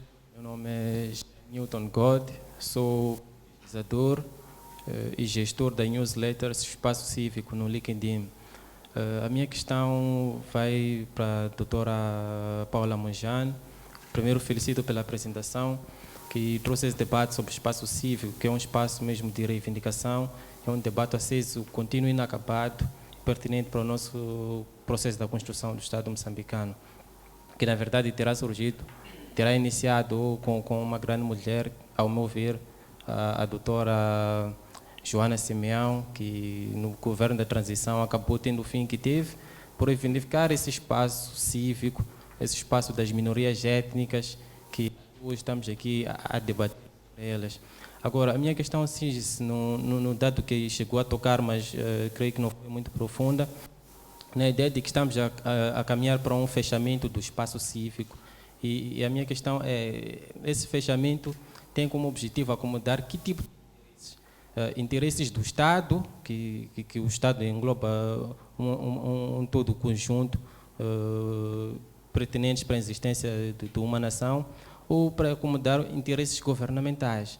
Então, quais são o tipo de reformas que estão a ser aplicadas? Reformas técnicas ou apenas para acomodar interesses de um certo segmento institucional? Obrigado. Muito obrigada. Temos um comentário, acho que foi trazido virtualmente, do senhor ou senhora Mkazi, para todos os membros do painel. Ele diz o seguinte: é interessante ver que as ONGs moçambicanas juntarem-se nesta luta. Parabéns, Moçambique.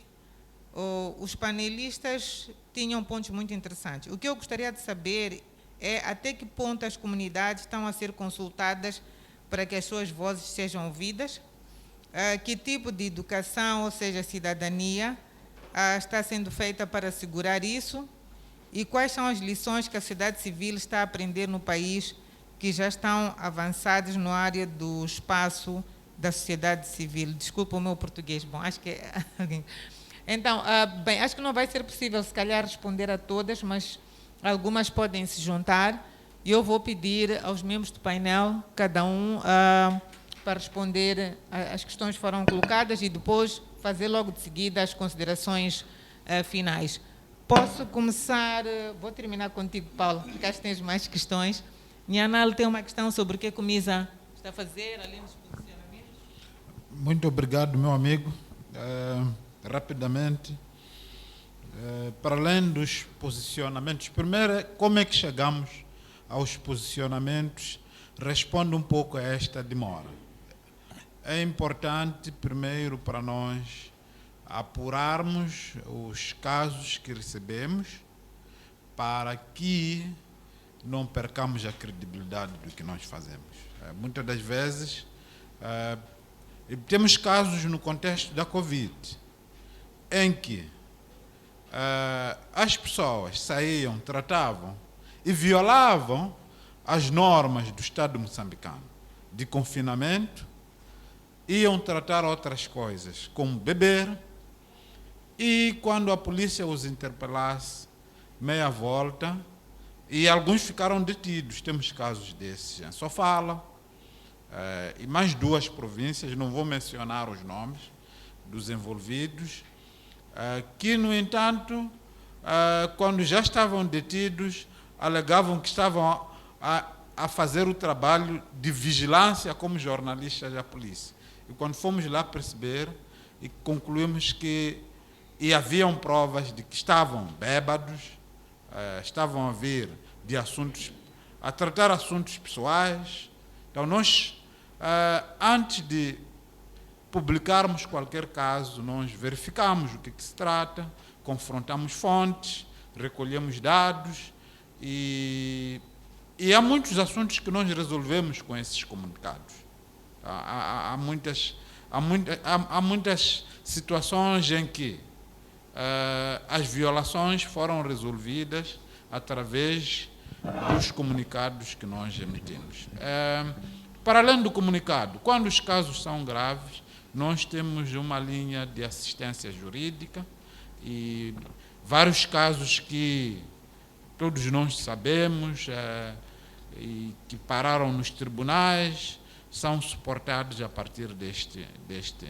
Em cada província nós temos um advogado que atende os casos de violação contra os jornalistas. Então, basicamente, no que diz respeito a isso, para além do comunicado, quando o caso precisa de um outro tratamento, nós ativamos os nossos advogados que trabalham para poder, junto com as autoridades judiciárias, trazer a liberdade quando esta violação é contra as normas do Estado moçambicano. Então, para 30 segundos, nós não defendemos a pessoa que é, no contexto profissional, jornalista.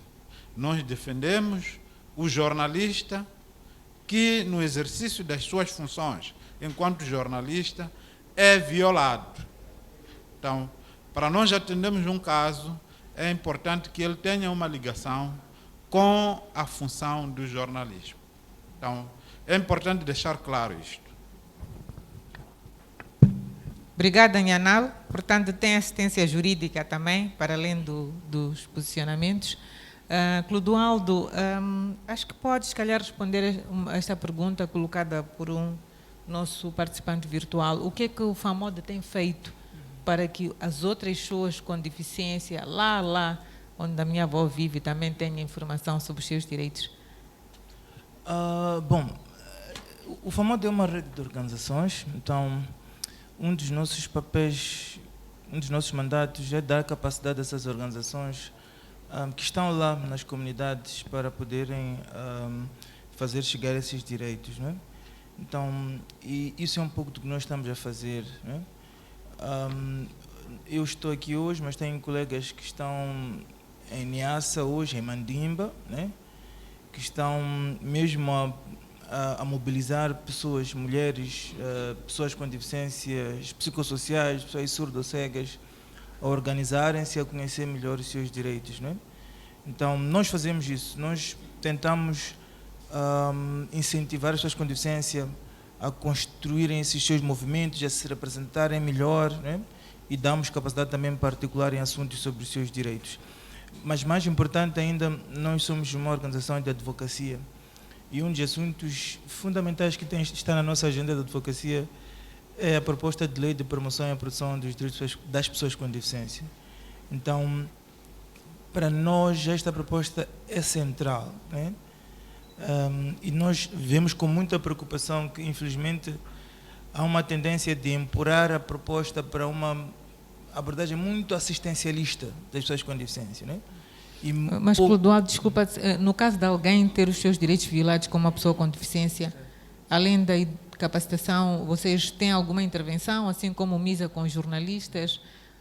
Tem outros serviços de assistência jurídica ou psicológica ou não? Exatamente. Então, nós tentamos fazer a ligação entre as pessoas com deficiência e as instituições que são responsáveis. Então, e eu tenho uma novidade muito boa, justamente por falta por esta lacuna na capacidade de seguimento de casos de pessoas com deficiência.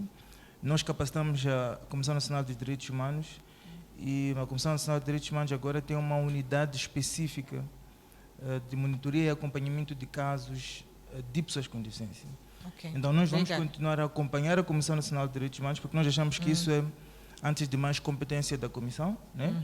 De dar seguimento aos casos de violação de direitos com deficiência, os acorrentamentos que acontecem nas comunidades, Okay. abduction, os sequestros de pessoas com albinismo. Nós achamos que isso também é competência da Comissão Nacional de Direitos Humanos fazer esse seguimento. Então, Obrigada. Obrigada, Clodoaldo. Dário, penso que foi colocada aqui uma questão, sendo um pouco mais direta, a questão dos direitos sexuais e reprodutivos não é prioridade, que foi colocada por um participante, temos coisas mais importantes por discutir. Quer não responder, mas se calhar fazer um comentário à volta disso, porque a vossa associação também, um dos focos é a questão dos direitos sexuais e reprodutivos. Sim, muito obrigado. Na verdade, eu gostei bastante do comentário. Não há melhor coisa do que você trazer teoria e a prática vir logo a reboque, porque quando falamos, às vezes as pessoas não acreditam daquilo que realmente estamos a falar.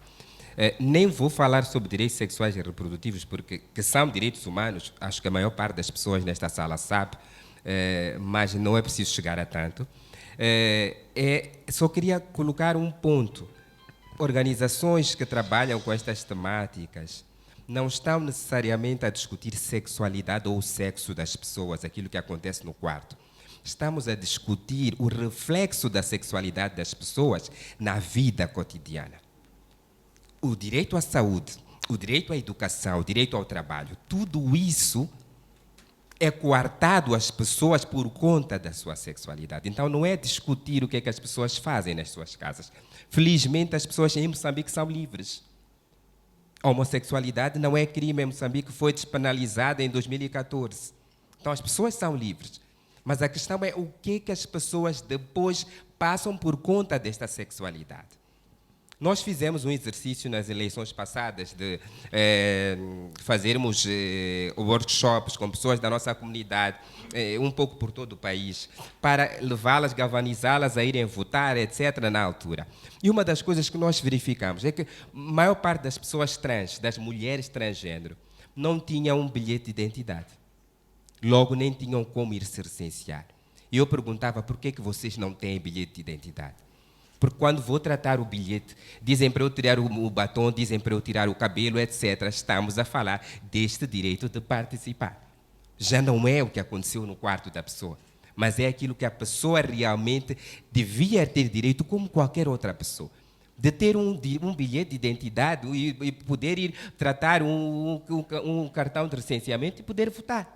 Então é sobre isto que nós estamos a falar.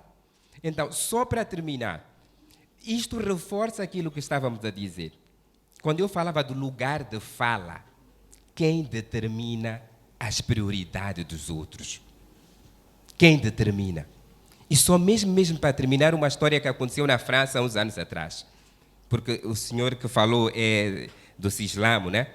Eu lembro que acompanhei, eu estudei Direitos Humanos, nessa altura estava a estudar Direitos Humanos, e havia um debate muito grande na França sobre o uso do véu, do véu das mulheres islâmicas nas universidades públicas em França. E havia um celeuma muito grande, porque havia uma lei que não permitia, por conta do terrorismo, etc., porque não se vai saber se são homens, se são mulheres, ninguém pode andar tapado em universidades públicas. E a grande discussão era esta. As mulheres em França estão a discutir outras coisas.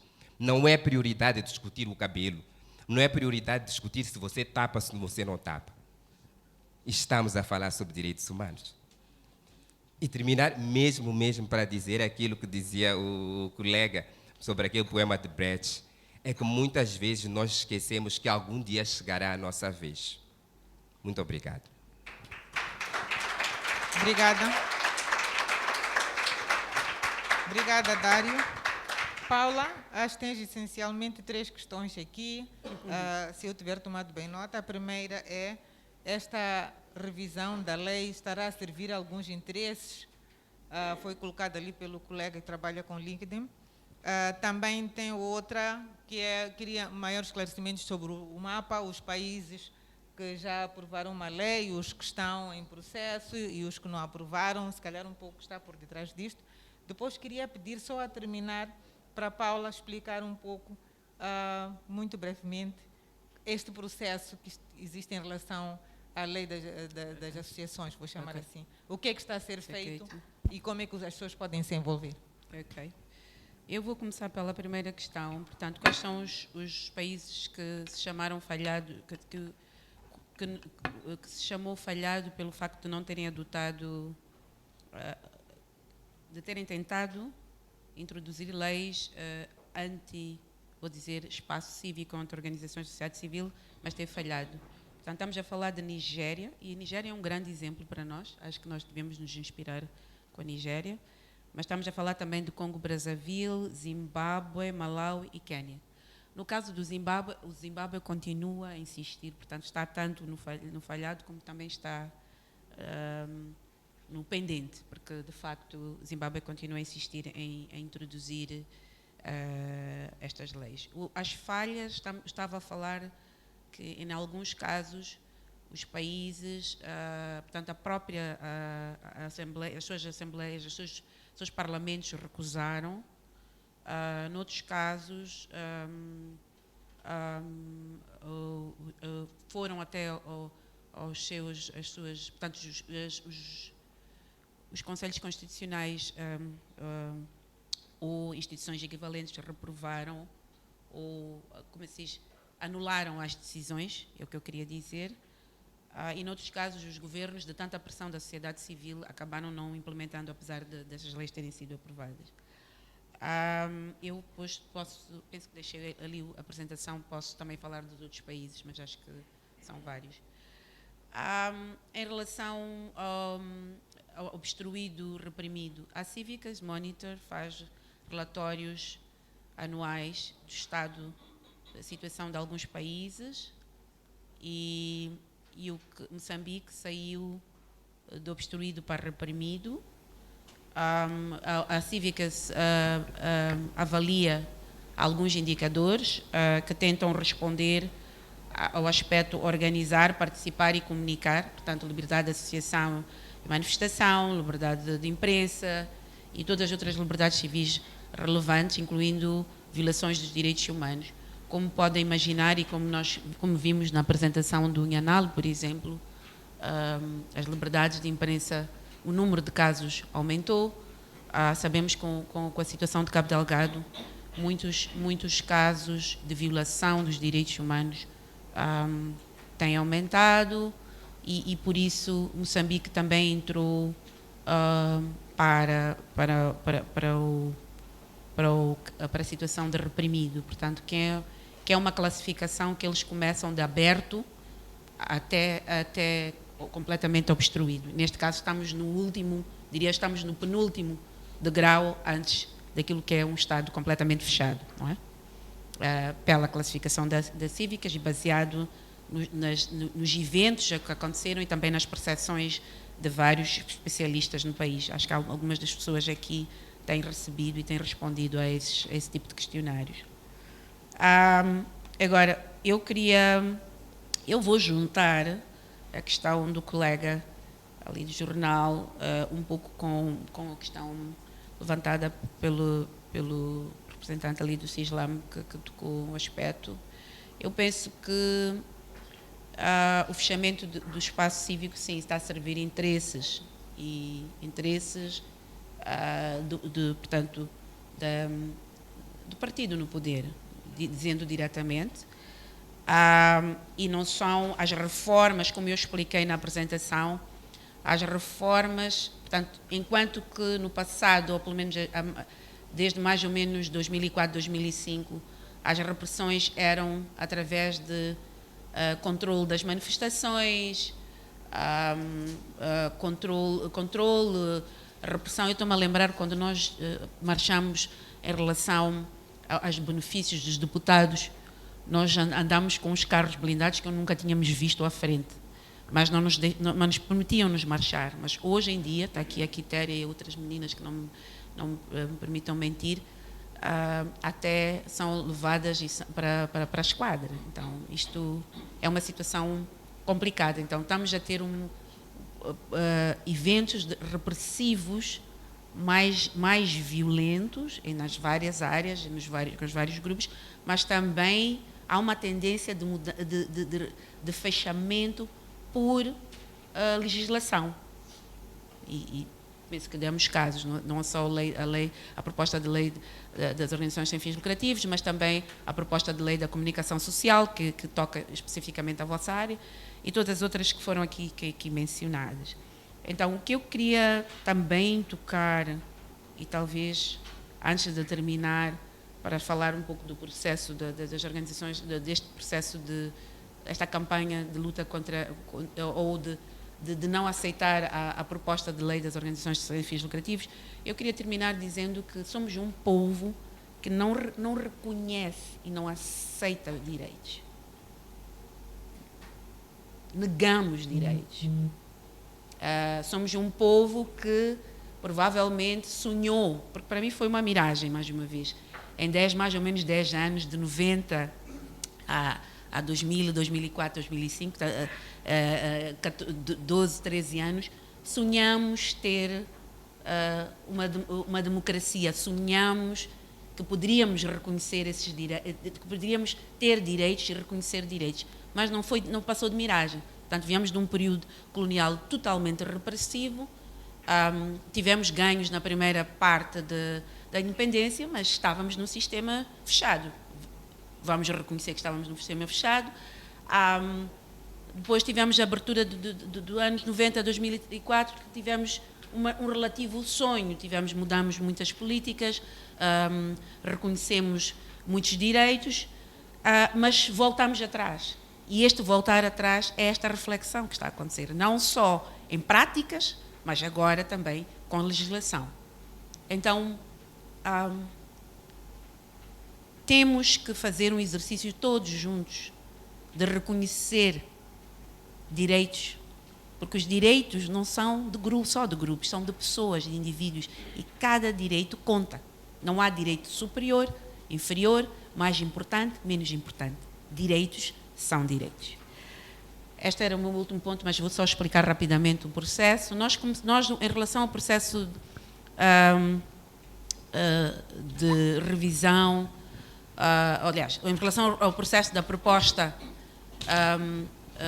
que foi submetida pelo Governo ao Parlamento das organizações sem fins lucrativos, nós, organizações da sociedade civil, mas também cidadãos interessados, achamos que é uma proposta que não deve passar, porque é uma regressão aos ganhos do Estado de Direito, mas também é uma violação clara à Constituição. E nesta perspectiva temos estado a trabalhar, a tentar mobilizar o máximo possível organizações. Fizemos auscultações ao nível das províncias, ao nível nacional, tivemos a oportunidade de conversar com a Ministra da Justiça, assuntos constitucionais e religiosos, que reconheceu que a proposta tinha desafios, mas a proposta tinha sido passada e já estava a andar para o Parlamento. Essa é que é a realidade. E também tivemos a oportunidade de trabalhar com o Parlamento, nomeadamente com a primeira e terceiras comissões, que são as comissões que estão muito ligadas a este assunto. Queria também dizer que, para além destas pessoas, nós também contactámos o Conselho Nacional de Direitos Humanos, a Provedoria da Justiça e o Provedor da Justiça em concreto.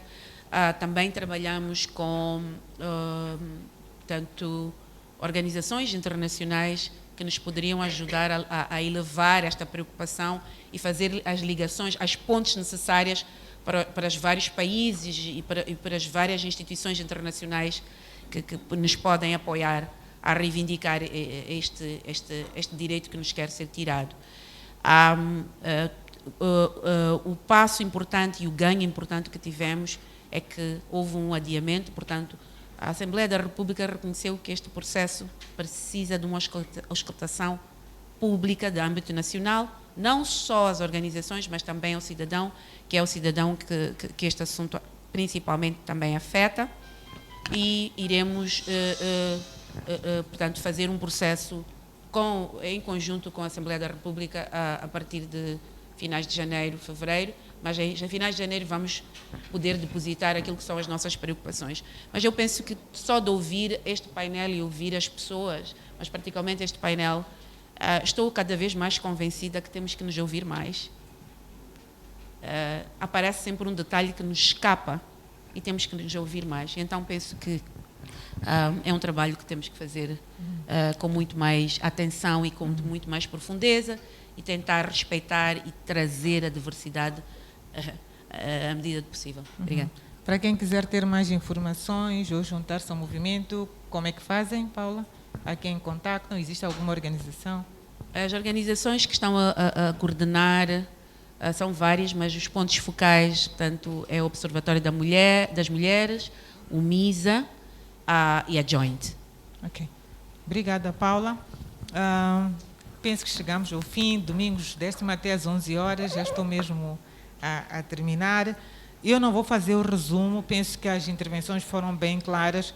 Talvez 3 palavras que podem resumir esta questão de democracia, participação, cidadania, que é a liberdade cívica, a liberdade de acesso à informação, incluindo aqui a questão dos mídias e também a questão da participação das organizações da sociedade civil e outras.